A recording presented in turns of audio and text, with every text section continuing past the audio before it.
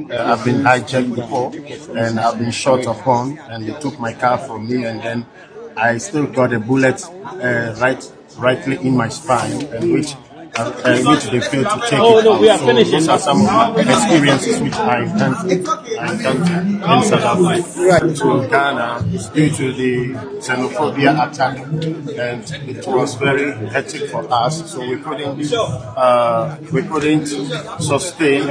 have a sustainable life there. So that is why His Excellency President John Dramani Mahama made a virtual plan for us to evacuate and come to Ghana. So I'm really happy to come back home, and I hope people can see me and they're gonna be also happy. And I'm happy that home sweet home. Thank you for. So the first batch of Ghanaians who have now been repatriated from South Africa share their experiences. And when you take time, though most of them spoke in Ghanaian local language, if all of them have spoken English, we would have been able to understand them better. But some of them here in this video that spoke in English, they had quite harrowing experience. The first guy you will watch now said he still is having a bullet in his body. He was shot, and thanks be to God he didn't die to the process. He's going to undergo some surgery in Ghana now to get himself treated. He stayed in South Africa for 16 years. My name is Victor Chitogo, and I'm from South Africa. Okay, so how long have you lived in South Africa? What work were you doing there? I was doing Bolt and Uber, and as well as working in a hotel as a driver as well. And how long have you been there? I've been there for 16 years. Over the 16-year period, how was life in South Africa? It was very tough and tedious. Very tough and tedious. So what kept you going for 16 years? In life you don't give up. You have to keep pushing. Remember, when the going becomes tough, the tough gets going. So I wasn't giving up in life, but as at this moment, I then decided to give up because of the xenophobic attack. So tell me about it. What was your personal experience like? This sort of xenophobic attack is all about South Africans saying that we foreigners, we are taking their job, so we must go back home. And then some of the experiences was that those time I was doing Uber, they hijacked me and they shot me, and then they shot me many times. But then by the grace of God, I was able to have a sustainable life. And then, as I'm speaking to you, I still got a bullet in my spine, which I need to do some sort of operation. But then I'm feeling better by the grace of God. So those are some of the experiences which I went through. Great. So now that you're back home, what are your expectations? What do you want to see? Coming back home, home sweet home, eh? So we aren't going to say no, but then we have to enjoy. I need to enjoy the fact that I'm home, and I'm so happy that the president is ready to do some sort of facilitating for us so that we can be able to enhance on our performances. So the president promised of giving us job and also giving us some capital for us to use it for our businesses. So that is something which I'm much grateful for. So what would you say to you? My name is Najaz, and I'm here in Ghana because there are so many problems around, and even my kids can't go to school because in South Africa, when they see your kids are foreigners, sometimes they chase them away from school, and there is no job. Now they said if you're a foreigner, you are working for someone, they chase you, they can take you to police station so that you can stay there for long. And sometimes you are walking, like those Home Affairs people, they just chase you and tell you where's your passport. You show them, they can tell you to go to the car also.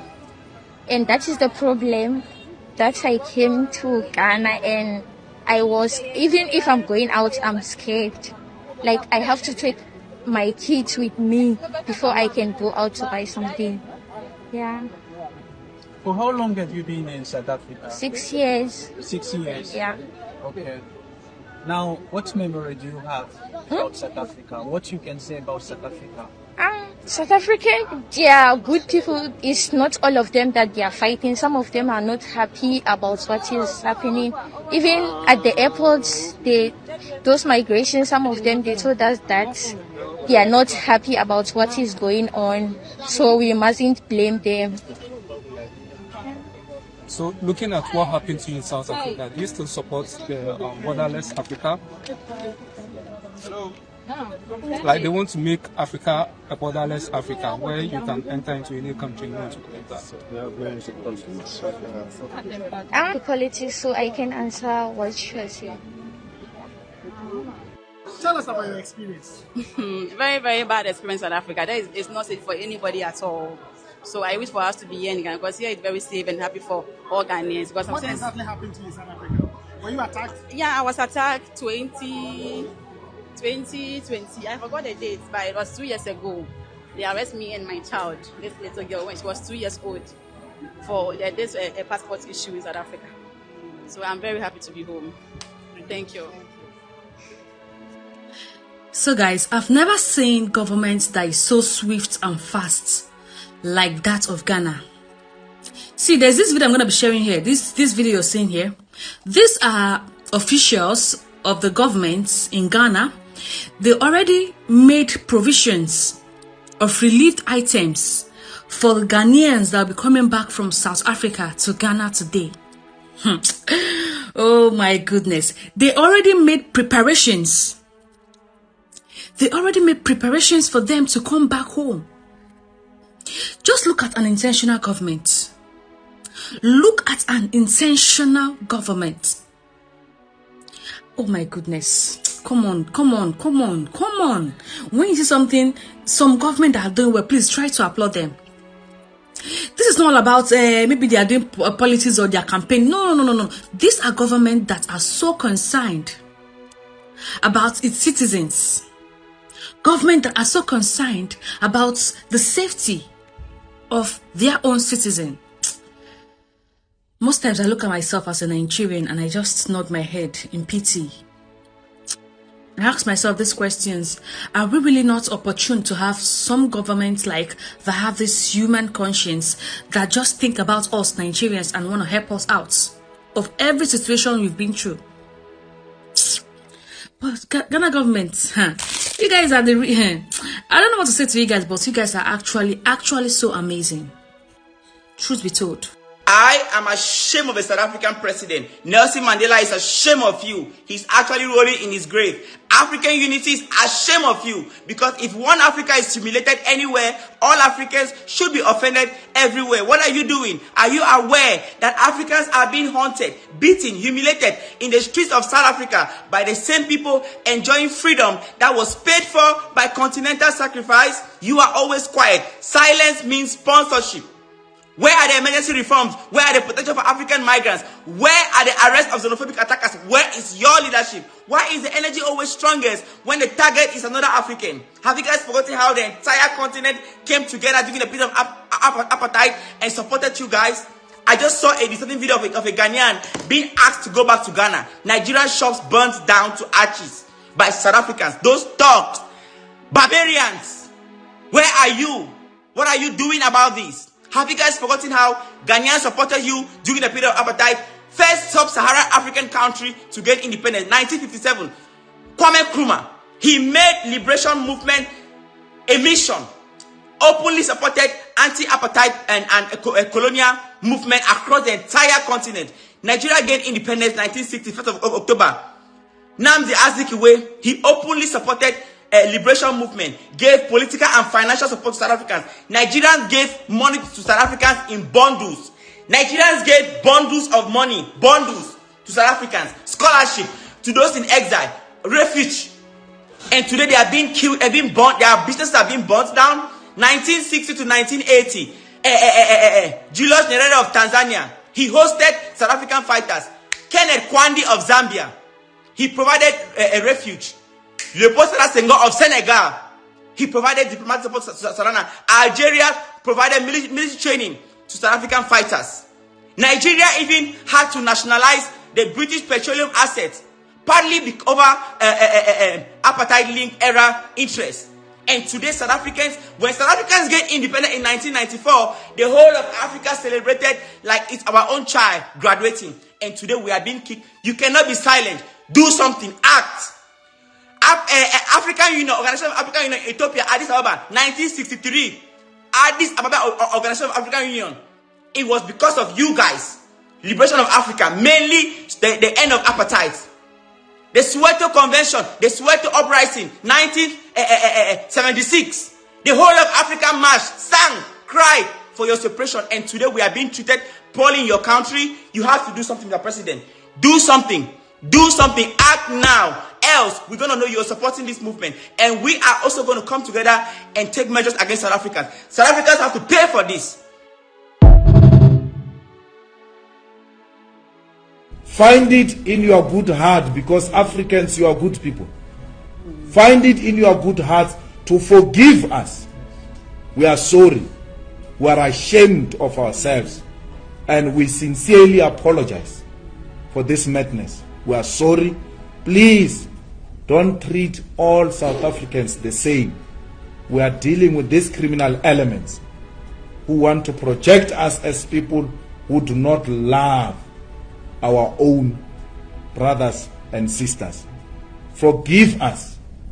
We come from a traumatized past and we are struggling in finding ourselves. We are still in the process of soul searching and will ultimately one day know that we are part of Africa. Our oppressors, those who have taken away our brains and mind, are the ones who have instilled in us the hatred of our fellow African brothers and sisters. It is not of our own making. We are still working on ourselves, because they've said to us, we are better than Africa, and some amongst us still think exactly like that. We'll soon realize that we are nothing without our continent. We have no any other home except this continent. You know, other Ghanaians who, the first batch of Ghanaians, 300. I know the Ghana Foreign Affairs will still go back to repatriate more. I think the number is maybe up to 800. Maybe by now it should be more than 1,000.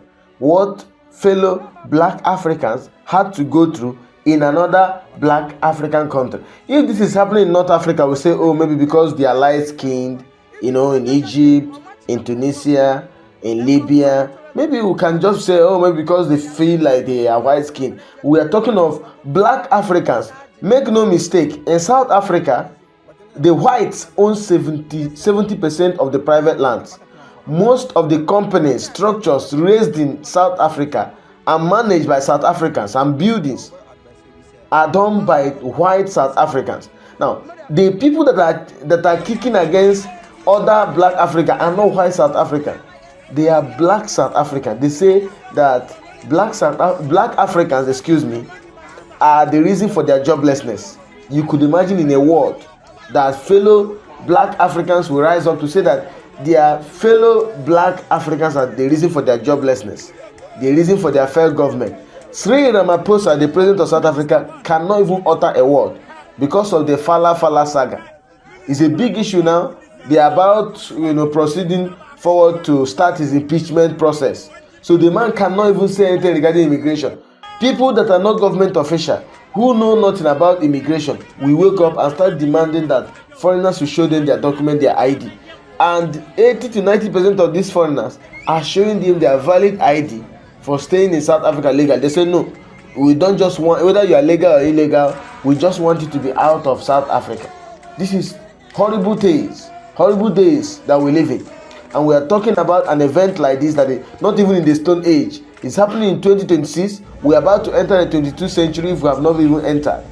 People that know nothing, uneducated people, I can say, we rise up and mobilize uneducated people like them, because I don't see people that are well educated that will join this madness, because that's what the leader of economic freedom fighters, Julius Malema, called it. Madness is madness.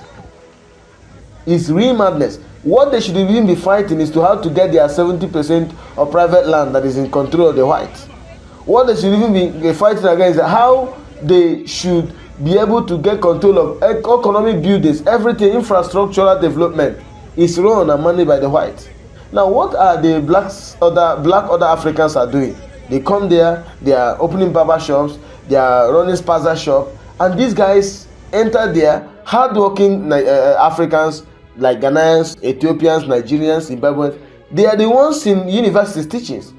The job that some of these lazy black South Africans felt that is disgusting, they can't do it. The job they demean. That's the job these blacks like Ghanaians, Zimbabweans are doing, and they are doing well with it.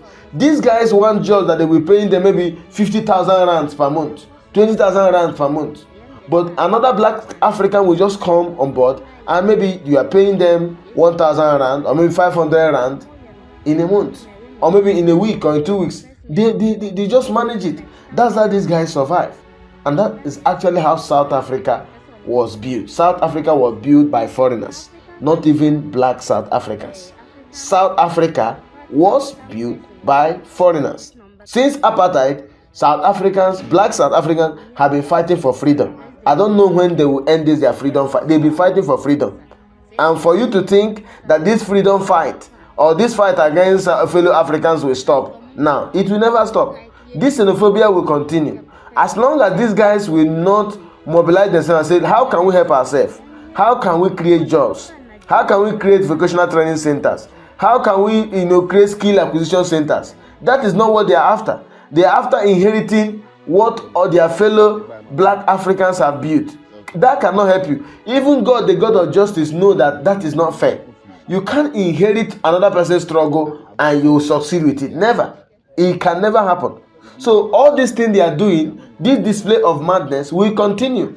It will spill over to them, fighting among themselves, tribal fight against those from one tribe to the other. That is what it will lead to. Because like I said in my previous video, the monster they are creating might come back one day to consume them. Ghanaians have shown character, has shown diplomacy, has shown that Ghanaians are not destitute. Ghanaians are not refugees. Like the foreign minister of Ghana said, the Ghanaians travel out of curiosity.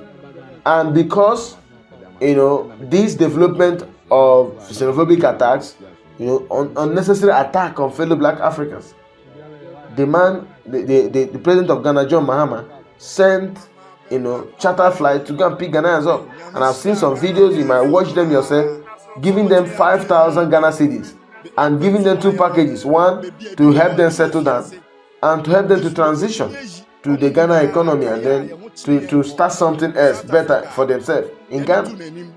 And to think that these same xenophobic warriors are still on a campaign giving deadline as a June 30, every illegal. They are not after illegal foreigners. They are just lazy and greedy fellows. They just want to harvest where they did not plant. They want to reap where they did not sow. We've seen Ethiopian buildings. This guy will say, hey, Ethiopians are only controlling buildings. One, these Ethiopians that raised this structure. I think I love what Dangote is doing. I was a few days ago that Dangote was listing countries in Africa that you can invest in. He mentioned Nigeria, he mentioned Ivory Coast, he mentioned DRC, Tanzania, I think Ethiopia. Kenya, he never mentioned South Africa. South Africa is not a place, they don't actually know what they are doing. They are making investors to run away from South Africa. When somebody will invest in a place like South Africa, illiterates will wake up one day and say, look, this is our own, we are South Africa, or South Africa, according to constitution. Maybe they make constitution for themselves. South Africa, according to our constitution, this belongs to us. You want to hear what in 100 years, you cannot even raise the money. The investment that other black Africans from other countries have made in South Africa, all these xenophobic warriors cannot make it in years. And I haven't seen them bring up a proposal and say, look, we see that you have invested in this country and maybe you are illegal, or whether you are illegal or illegal, we just want to buy it off like other sensible people do. You just wake up one morning. In fact, in the past month was horrible. I saw videos of guys saying that they can't sleep again because foreigners are sleeping in good buildings. Foreigners are not sleeping in those good buildings for free. They pay for it. You don't just have money. You don't just want to work. You are lazy. The other one are saying foreigners are marrying their good ladies. You could imagine what the set of people who are joining the campaign of xenophobia, campaign of hatred, campaign of foolishness against fellow black Africans. So to what end? To what end? Where will this thing lead to? It will lead to nothing. I said it before. This is not the first time we're seeing xenophobic attacks. We've seen worse xenophobic campaigns in the previous years. So Jacinta Zuma and few others are the one running this one. The one that was at the helm of it before was MC Kenze, Gaten MC Kenze. He is now the Minister of Sports. So he has now mellowed down. He's toned down his campaign because he's now part of the government. What has he achieved as sports minister? We don't know. We don't know. So to me, I keep telling people, some black South Africa, some of them seem to have short memory. This Jacinta now, who seem to be at the helm of the campaign, at the helm of this madness, maybe might get political appointment tomorrow. It's obvious. Once you get political appointment, let me get into parliament. You think you get into parliament, you sponsor a bill and it will approve. Won't you get people in that parliament that will approve, that will sponsor it, that will support it, for it to pass first, second, and third reading and be passed into law? So that's what these people don't know. Running a government is not activism. Running a government is not activism, and government doesn't run on public opinions. So this is what will happen. Other black African nations are picking their people. I don't even know when Nigeria will go for their own people. And to be frank with you, Nigeria to South Africa wouldn't even want to leave South Africa. I think such attempts have been made before. They say they are not coming back. They prefer staying there. They are not moving anywhere. So that's the problem. They started a campaign against illegal foreigners, and it now spilled over to every other black African in South Africa. They loot shops. They upgraded it to killing people, shooting spree. They meet other Africans, and you never can tell. So they don't even know who is a black African, who is a South African. They just go there, and then you never can tell. These lives that are lost, Jacinta Zuma must be held accountable. And I think one of the government officials has said it. Whatever thing that happens, we are taking account of it. She thinks it's just coming on camera and start mobilizing locals who don't understand English, who doesn't even understand how government works. And then they are carrying out attacks. I've seen quite a hell lot of videos. They are, kind of hitting other black Africans, some of them from, Kenya, Ethiopia, Nigerians, Zimbabwe. They are just beating them. You just wake up and decided to transfer your aggression on someone who you are not supposed to. You're supposed to transfer your aggression to your government, your fair government. As of today, the president of South Africa has not even opened his mouth to say, look, this is the government stand on this xenophobic madness. He's not saying anything because they have already bossed him around the corner with the Fala saga. He will say anything. So South Africa now is being run by mobs. It's being run by people who feel like their joblessness is as a result of foreigners who are working hard in their country. It's a disgrace. Something has to be done now. And if nothing is done, I'm afraid of what South Africa will turn into.